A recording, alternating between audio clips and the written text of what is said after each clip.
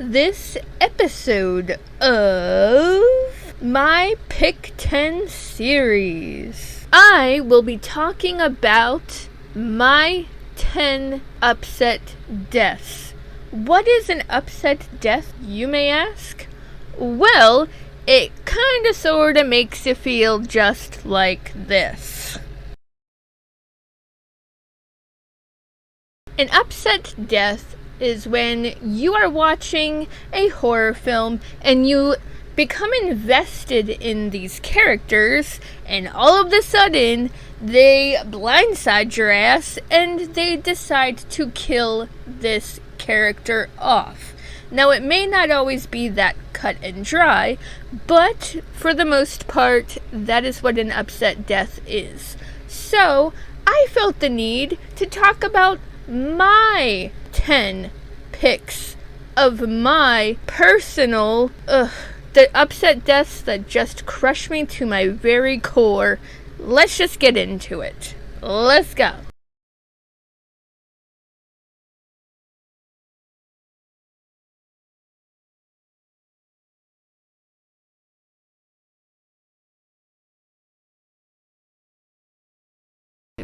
The Curse of Michael Myers.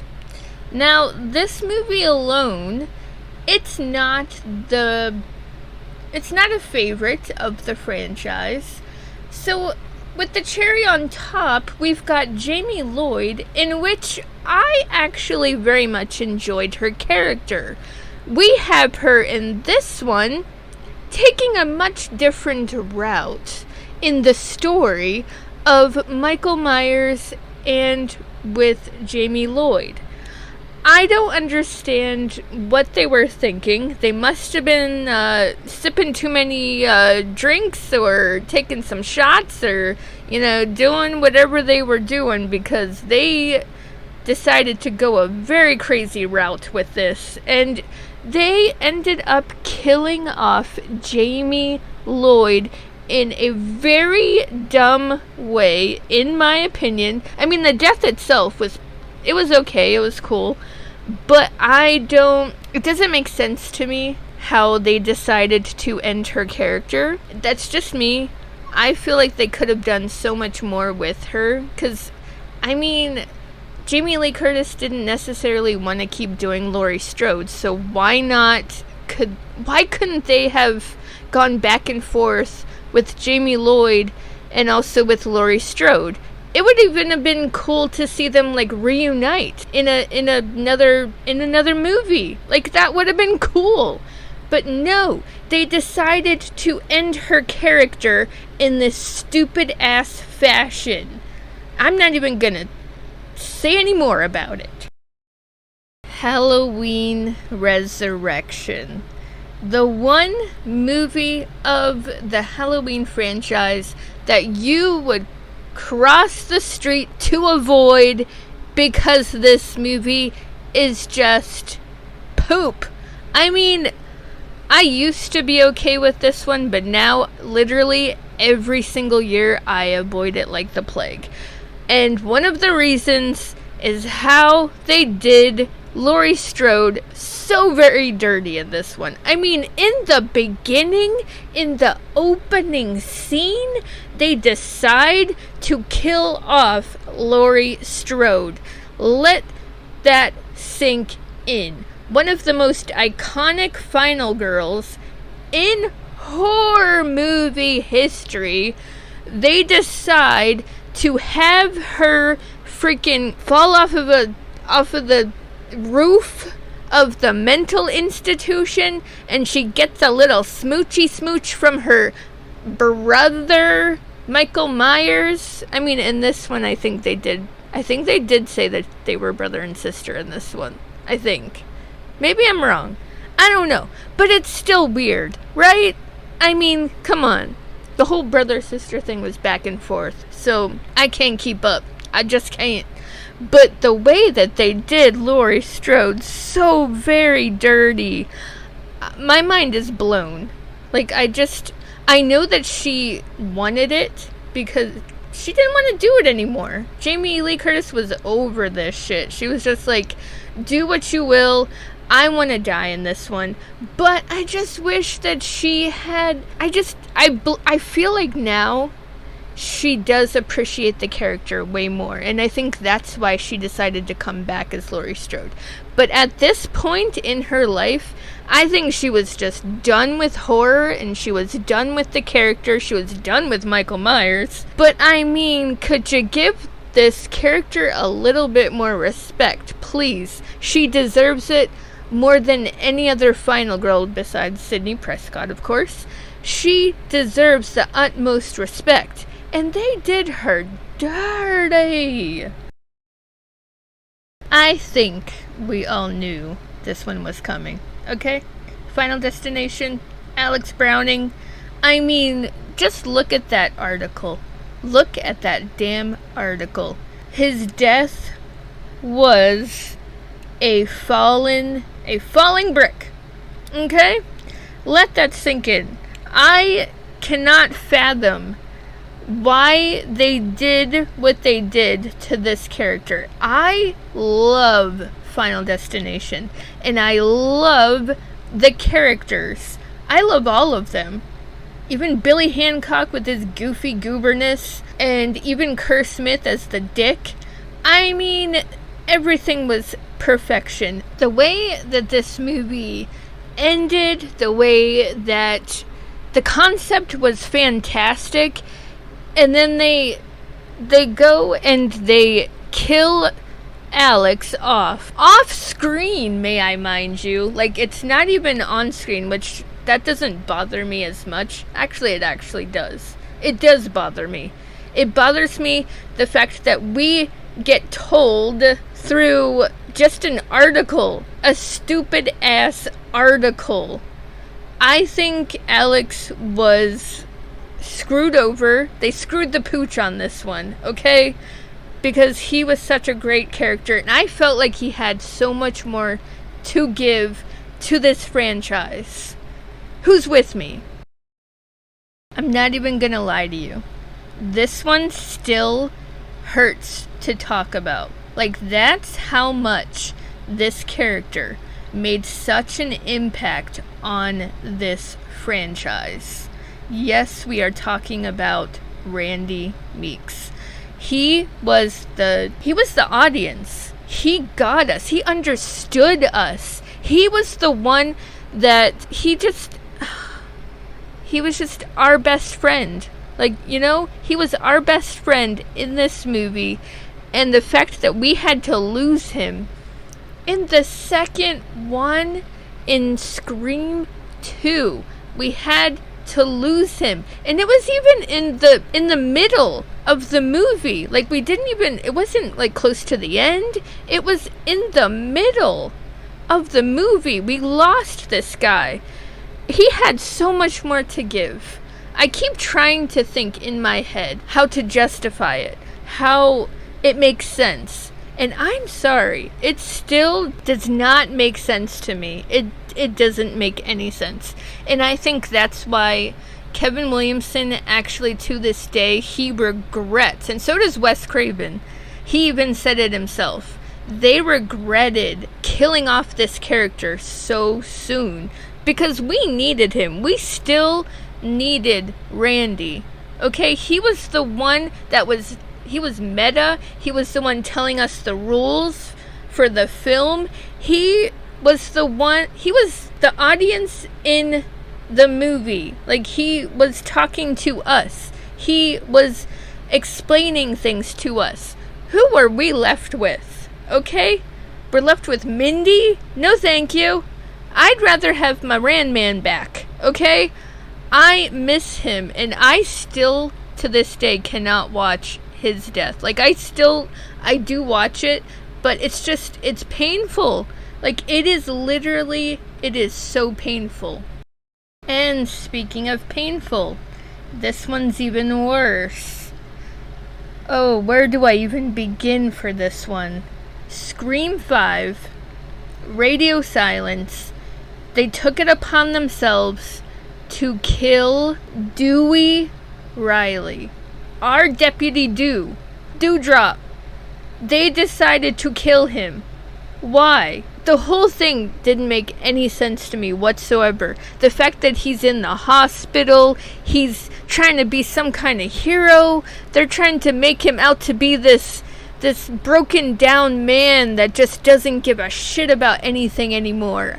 I don't know. I kind of like where they were going with this character, but I kind of don't, because I don't believe that he would have gotten that dark, that quick, that badly. I don't think so. Like, they were treating him like he was some cast-off character that was in Jerry Springer back in the day, and he's relishing on the memories and the tragedies of it. I don't know. It doesn't make any sense at all, and the death itself was brutal beyond compare, which, I'm sorry, that was like a slap to the face. That was too brutal. I was bawling my eyes out when I was at the movie theater. It crushed me to my very core. I had to buy a Dewey shirt right after it, just to like hug it, to cuddle with it, because that's what I felt like I was left with. Okay, it didn't make any sense, because at least in Scream 2, when we lost Randy, they showed Sydney crying. Like, they showed her feeling something. And yes, they did show Gail. They showed her feeling for him. But then they just go off in Scream 6, and she's just moving on with this guy that was so disposable and dispensable, like he was nothing. Like, that just, the whole thing pisses me off. They did not treat Dewey's character right in any shape, way, or form. And I could tell that David Arquette was upset with how they treated his character. I feel for him. I truly do. And I will forever be angered by how they did our Dewdrop. So with this one, I feel like it could be debatable. With Dr. Susan McAllister from Deep Blue Sea. Now, the debate on her death is the fact that even in the movie itself, they blamed her for why the sharks were coming after them and were killing them off one by one. Because all they really wanted was freedom. They say that at the end. They're just trying to go free. They don't give a shit about the actual people. They just want to be out and about in the ocean with their little sharky friends. Now, as for our Susan, I'm putting her in my upset deaths because I did in fact find it upsetting. Because yes, she did blame herself, and she did end up sacrificing herself so that the sharks would not be able to roam free, because they were a danger to the rest of the sharks and probably to humanity because of the fact that they were in fact smarter than the average bear.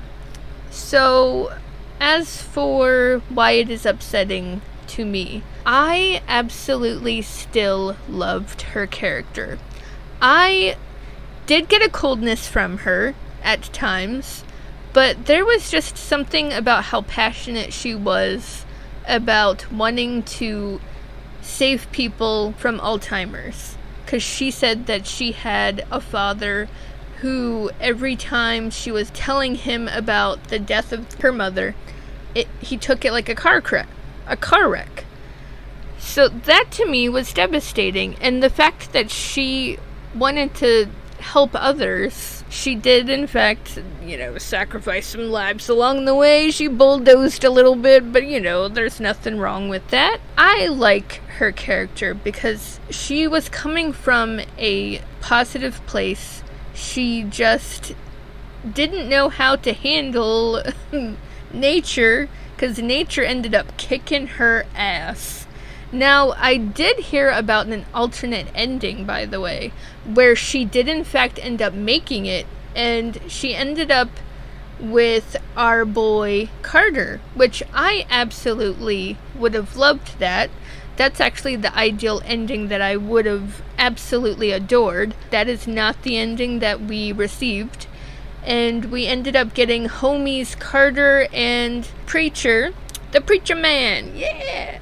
I love LL Cool J, okay? I love him. That would have been an upset death, because I actually cried when I first saw Deep Blue Sea, because I thought that he was gonna die, and I didn't like it.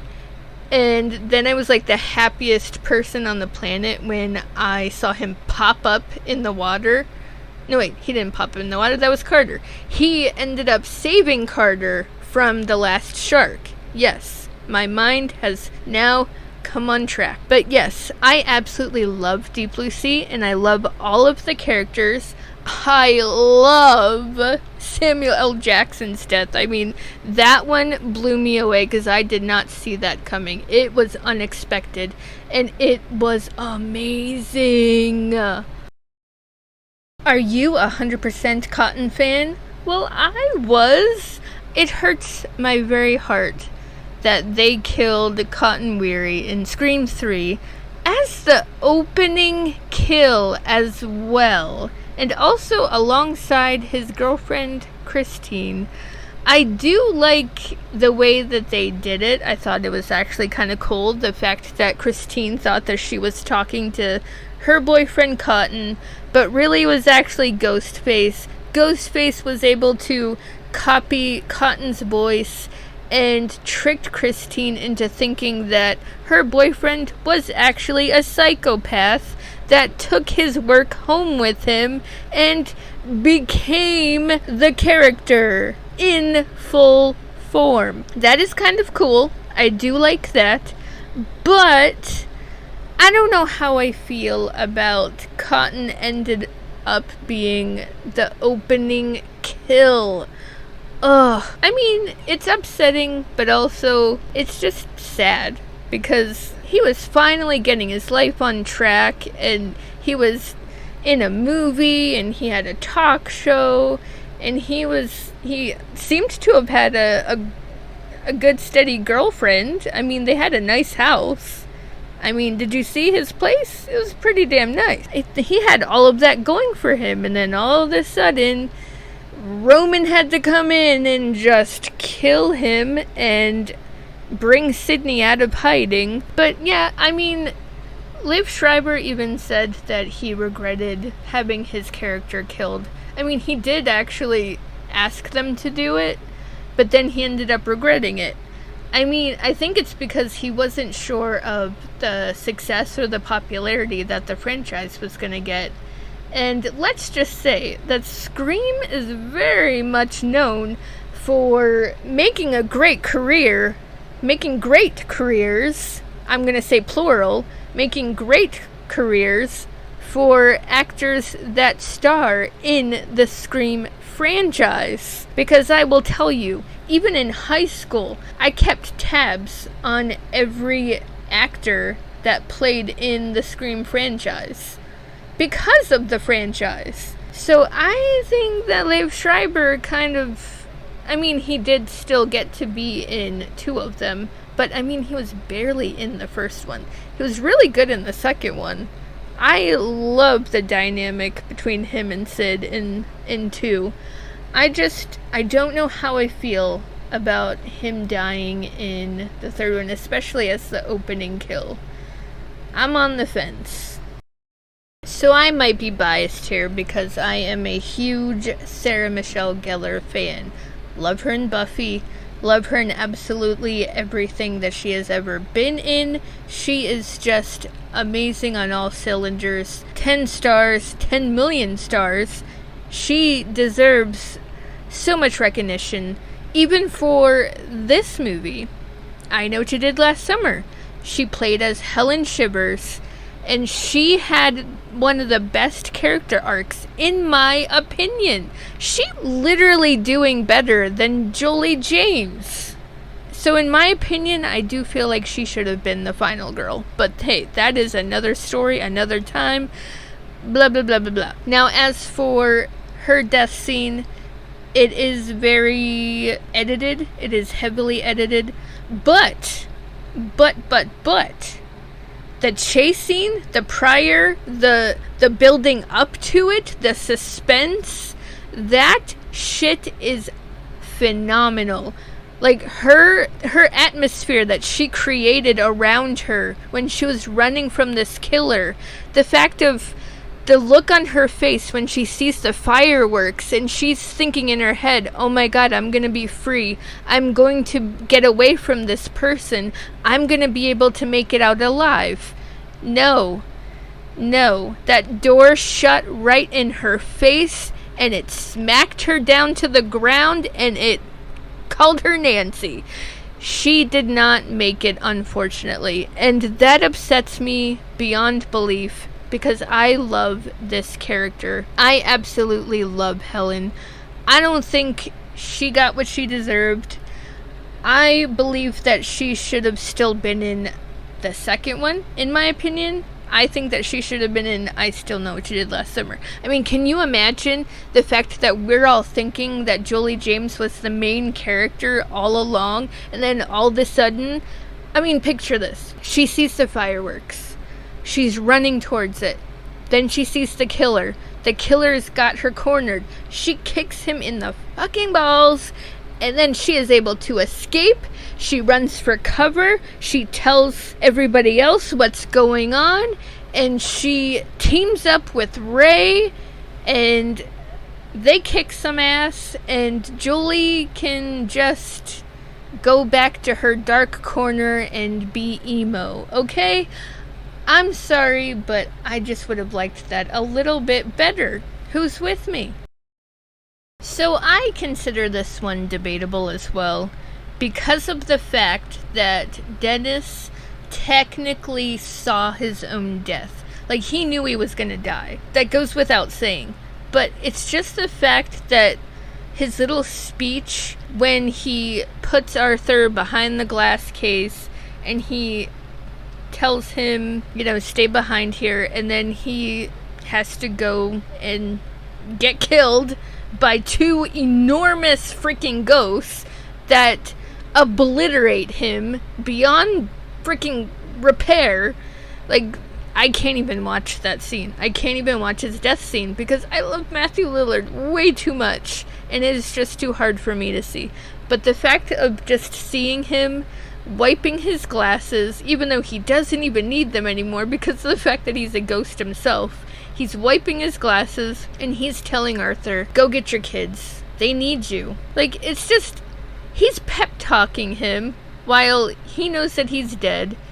He's in great spirits, pun intended, because he is a spirit. But I loved that scene. I loved that he flipped off the ghost. The one ghost that he knows is gonna kick his ass and, kill him to an absolute oblivion. But I loved his character. I loved Dennis. And that's the part that upsets me. It's just the fact that Matthew Lillard knows how to do a character, okay? He knows how, he's an actor for a reason. This man can choose any character and he can just run with it and he can make something so amazing and so phenomenal. And he did that with this character. I absolutely adore Dennis. It sucks that he was associated with a total douchebag that ended up being Arthur's uncle, and, he got lost in the sauce, and he ended up seeing what he was doing, and he was, in fact, there at the house for selfish reasons. But you know what? He may have entered with selfish reasons, but in the end, he ended up pretty much saving someone in the process. Like, he saved Arthur, and he also saved everyone else that was in, the lawyer deserved it. But anyway, he was a total douchebag and total creepo, but that goes without saying. But I love the ghost design in this movie. I don't understand why no one talks about this remake. Like, it is so fucking good. And their special effects for, it's all makeup. Those ghosts, they did all of those makeup. Practical makeup. And I freaking love that. That is what makes me love this movie so much. And the fact that Matthew Lillard is in it, and Tony Shalhoub He nails it. I mean, that goes without saying. I freaking love that guy. He is a great actor. And the fact of seeing them together, they kill it. They are a dynamic duo. But R.I.P. to our boy Dennis Rafkin. He split. Just like the lawyer. Da-da-cha. And then last but certainly not least, we have Rachel Carruthers from Halloween 5. Who else is bothered by this one? It's just the fact that I don't know what they were thinking when they decided to kill her off. Because I felt like it was definitely way too soon. They still needed that girl. Is it because she's blonde? Is there a thing about blonde characters that just cannot be final girls? I don't understand. I'm calling bullshit on that one, because I think that a blonde final girl would be badass, because it would show some stereotypes what for, in my opinion. But as for Rachel, I think she was a very solid character.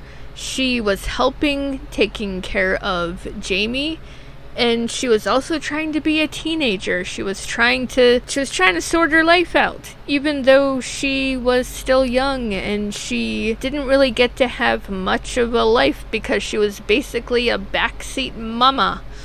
But anyway, I commend her for it. I commend her for her basically sacrificing her childhood, her teenagerhood, to take care of a flippin' child that ended up being a freaking psychopath.